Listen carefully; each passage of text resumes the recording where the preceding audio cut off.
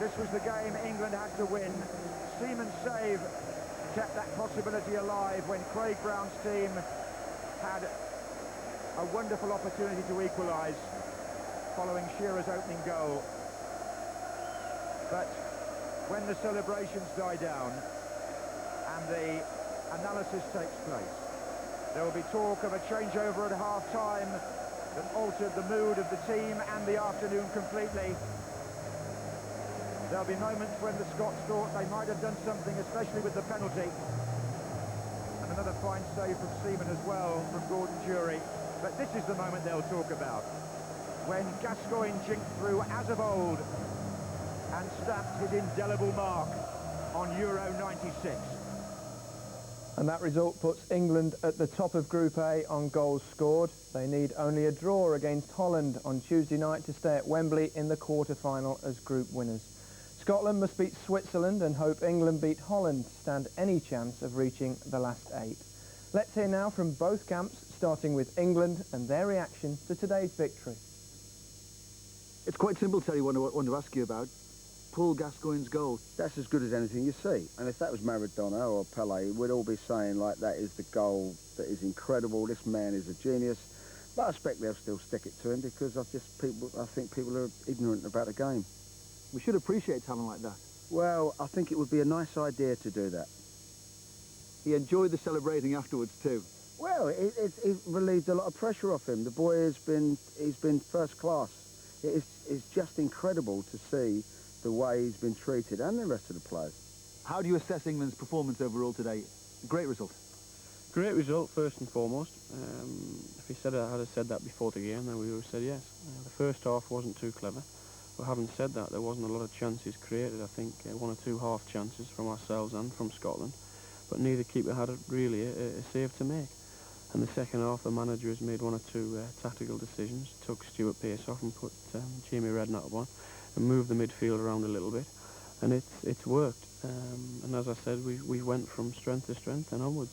Would I be right to suggest that you'll never ever quite let Tony Adams forget that you pulled off a penalty save to save him today? Yeah, sure. But you know, I felt it was a harsh decision. You know, we had a harsh decision last Saturday, and the luck was with us with this one. You know, all right, they got the penalty, but you know, I saved it with my elbow of all places. But I'm sure I'll remind Tony in the future. Has he said thank you in the proper way? Yes, he said it straight afterwards on the pitch. You know, he went, "Oh, you beauty." You know, that was it. Now, your verdict on the penalty decision. Well, I definitely got hold of something. I don't know what it was at the end of the day, whether it was a ball player or both. The decision was made. It's up to the referee at the end of the day.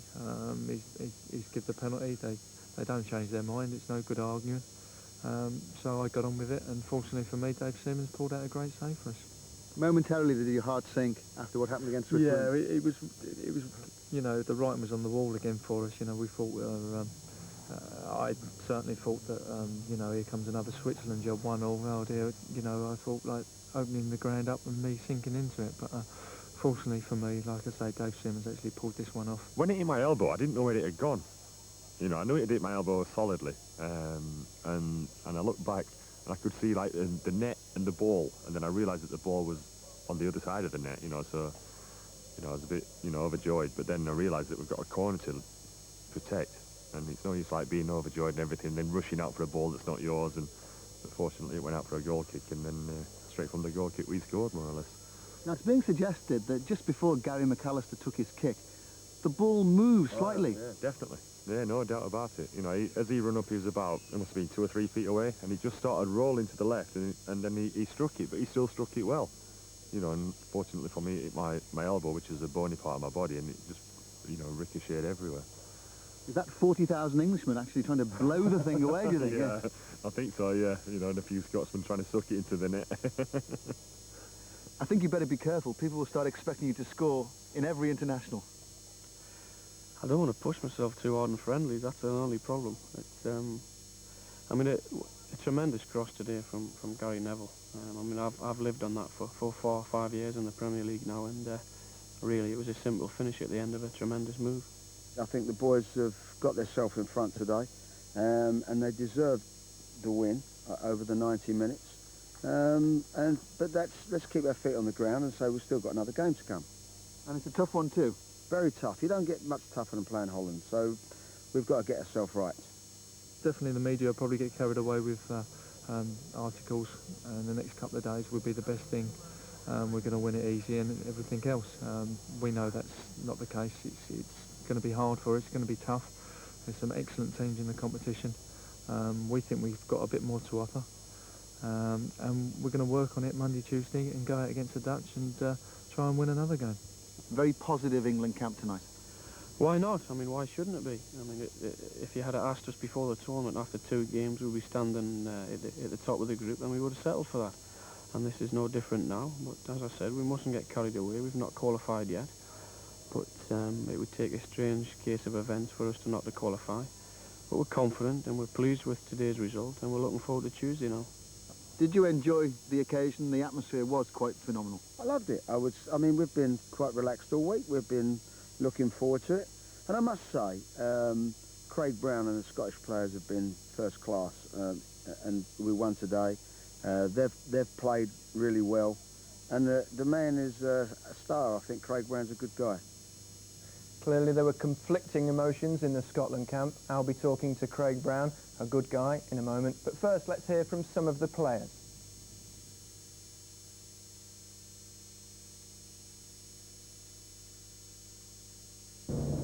Got to pick ourselves up for Tuesday, because mathematically, we've still got a chance. We thought that we could have got something out of the game. The way things were going, obviously, they started the second half very well. We threw us a wee bit changing their system. Took us 10-15 minutes to sort of cope with that. But unfortunately, they scored in that period. But the boys showed great character to come back, created a few chances. David seemed to have one of the days today that he was saving everything. Obviously, my header, Gary's penalty. It could have been so different had Gary managed to convert it. Well, how is he? He's very, very disappointed. And we're disappointed for him, and there's no way anybody in the world's going to blame anybody individual anyway. We're all in this together, and we'll stick together, and we'll have a right go on Tuesday night. And these things happen in football. So lifts and butts, and at the moment they've lost to 0, but they've still got a chance. Hopefully they can beat Switzerland, and either England or Holland will win their game comfortably. We knew that Gaza had the quality to do that. The English press seemed to be writing them off all week and whatever, but we knew that he's got the quality to punish teams, and he just showed his quality this afternoon with a goal. How do you pick yourself up? Well, I mean, I think it'd be nice to, go out with a couple of goals. I mean, we did it 4 years ago. We beat the CIS 3-0, and strangely enough, if we managed a 3-0 against the Swiss, and England could beat the Dutch 2-0, we could still sneak through. I mean, it's highly improbable, but you never know in football. I think it'd be just great to get a goal for supporters. I mean, they've been magnificent. The fans at Villa Park, the 0-0, have cheered that as if we'd won the cup. But it'd be nice. I'd like to see them when we got a goal. They got absolutely crazy. So I'd like to finish with a flurry like we did 4 years ago. If we can score a few goals, and the result in the other game goes for us, then we could sneak it. But like I say, highly improbable. But we've just got to give us best and hopefully for a victory. We knew how much it meant to the nation and the public of Scotland and to ourselves and their families, and we were very disappointed. Right, joining us now is Scottish team manager Craig Brown. Good evening, Craig. Hello, good evening, Gary. Thanks for joining us so late in the evening, but I imagine you won't get too much sleep tonight. No, not a lot of sleep. We're very disappointed. We feel we gave a good account of ourselves, but that's what happens in football, and England won, and we've got to give them credit for that. There were two very contrasting halves. You seem to be pretty much in control in the first half. Yes, and I think in the latter stages of the second half as well. I think there was only a spell of about 10-15 minutes at the start of the second half when we lost control. And all credit to England, they came out and went at us at the start of the second half. And in actual fact, we'd hoped to do that in reverse to them. And maybe our midfield players were rather far forward at the start of the second half and left spaces in the vital gap in front of the back three. In the first half, although you had a lot of possession, you didn't really get too many chances. There's been levelled at you that you lack a little bit of firepower, Craig. Well, I think that's, judging by the lack of goals, I think that's a fair criticism. We are a wee bit lacking in incisive play up front. We don't get the ball into the box early enough sometimes, and we hope to rectify that, as Stuart McCall and one or two of the lads have said in the earlier part of the programme. We certainly did in our last friendly game against Colombia. We were very, very aggressive then, and we hope to return to that when we play Switzerland on Tuesday. You went a goal behind, but you had the big chance with the penalty.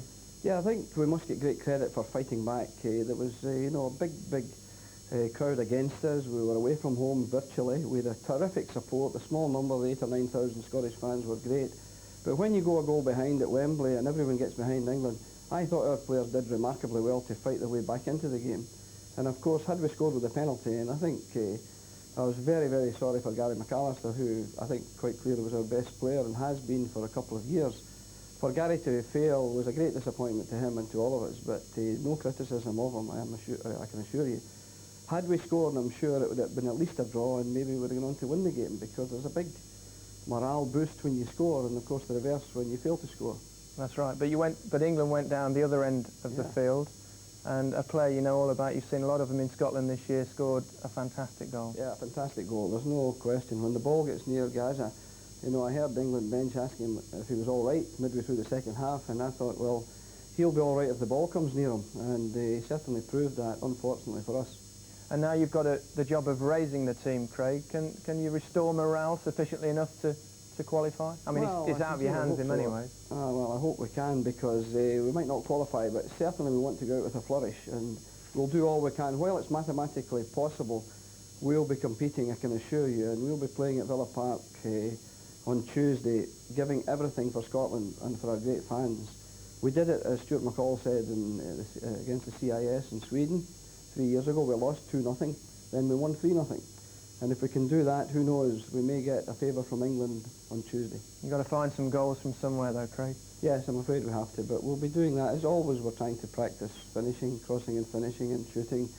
And if they come, I think we may just get one or two. It could happen that way.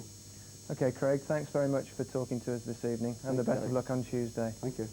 Okay, back in the studio, we've got Chris and Pat. Looking back at the game, Chris, from an England perspective, two different halves, but a good performance in the second half. Great performance second half. I think first half was a lot of nerves. They cancelled each other out. Second half, England came out from the kick-off. Steve McManaman got in top gear, started running at defenders, committing defenders, and all of a sudden there was a big lift in the stadium, and you know, the two full-backs started joining in. Gary Neville, who had an excellent game. And from then on, I couldn't see England losing, but full credit to Scotland, they came back after the first goal. And Pat, for Scotland, the contrary was true, wasn't it? It was mostly a good performance, but there was just a bad spell in there. Yeah, the game plan went absolutely perfectly for 45 minutes, and we killed the game in the first half. We stifled Gaza, which was really important in the first half as well. We even began to break quite well, but for the first 15 minutes of the second half, we just lost it. We got it back, but by then it was far too late. And we were thrown a lifeline near the end when we got the penalty, and just about every Scottish heart that was watching that was broken, and when Gary missed it, it felt terrible for him. Now, Chris, we perhaps just mentioned Gaza there. He's had a lot of criticism, which is nothing unusual for Gaza, is it? But on and off the field, and even today it was mentioned at half-time by our panel that they thought he was ineffective. Do you think a lot of the criticism's been unjustified? Yeah, I do. I think Gaza's got to be on the ball. He likes to go and get the ball. And at the minute, England haven't really got a natural creator in front of the 3 or 4 defenders that play.